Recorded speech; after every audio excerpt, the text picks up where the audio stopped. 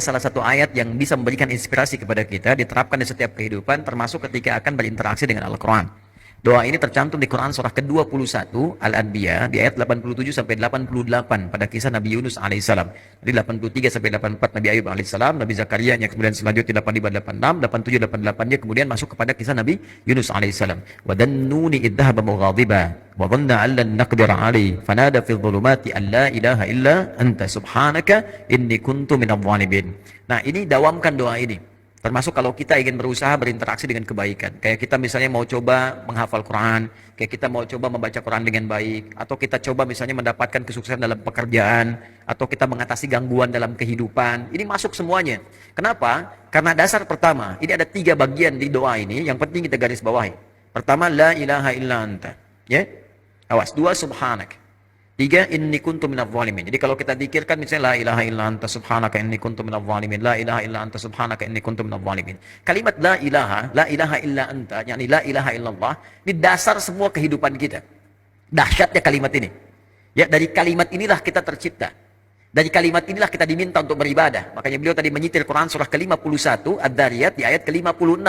Wa ma khalaqatul jinna wal insa illa liya'budun. Tidaklah aku ciptakan jin dan manusia kalian kecuali untuk menyembah aku. Dan penyembahan pertama itu ditafsirkan kalimat la ilaha illallah. Quran surah Thaha ayat ke-14. Innani anallahu la ilaha illa ana fa'budni. Wa ma khalaqatul jinna wal insa illa liya'budun. Jadi tujuan kita beribadah kepada Allah Subhanahu wa taala untuk la ilaha illallah.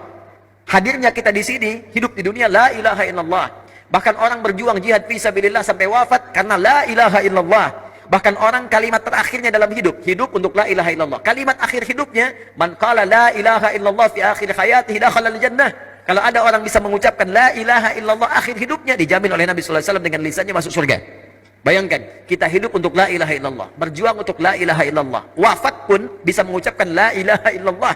Dijamin semua kebaikan. Jadi ketika kita berdoa menggunakan satu kalimat ini kepada Allah, seakan-akan kita mengatakan, ya Allah, bukankah dengan kalimat ini, bukankah dengan kata ini aku dihidupkan untuk beraktivitas, bukankah dengan kata ini aku diminta beribadah, bukankah dengan kata ini aku diminta untuk berjuang sampai wafat, maka dengan semua keistimewaan di kata ini, ya Allah, mohon kabulkan, aku ingin minta sesuatu. Aku sakit, mohon sembuhkan, ya Allah. Aku dikerjai orang, mohon lindungi, ya Allah. Aku punya kesulitan, mohon mudahkan, ya Allah. Subhanak. Subhanak, kata subhanak itu menafikan semua yang tidak setara dengan sifat-sifat Allah. Ya, contoh orang mengatakan Allah punya anak, makanya turun Quran surah kedua ayat 116. Wa qalu ittakhadallahu walada subhana. Tepikan semua yang tidak ada hubungan dengan Allah Subhanahu wa taala. Karena itu ketika kita mengatakan subhanak, ya Allah, aku meyakini enggak ada Tuhan selain Engkau. Enggak ada sifat-sifat yang layak Engkau sandang kecuali apa yang telah Engkau tetapkan. Aku mohon ampun, ya Allah, selama ini inni kuntu minadh dhalimin. Aku salah. Aku salah, ya Allah. Aku katakan Tuhan hanya Engkau, tapi aku kadang diperbudak dunia.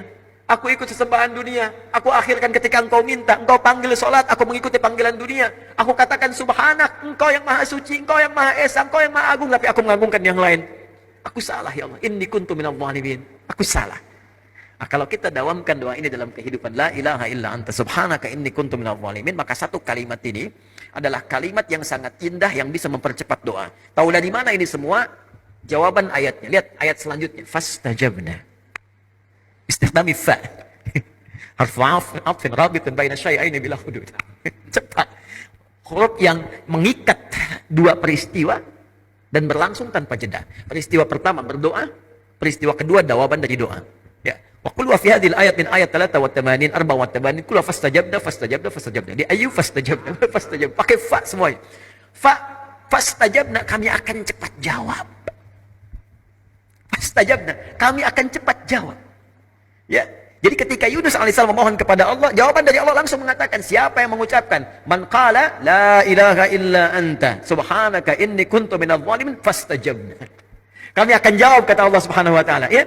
Ya, lalu apa yang terjadi kepada Yunus alaihissalam? Fanajjainahu minal gham. Ya, kami lepaskan dari kesulitan hidupnya.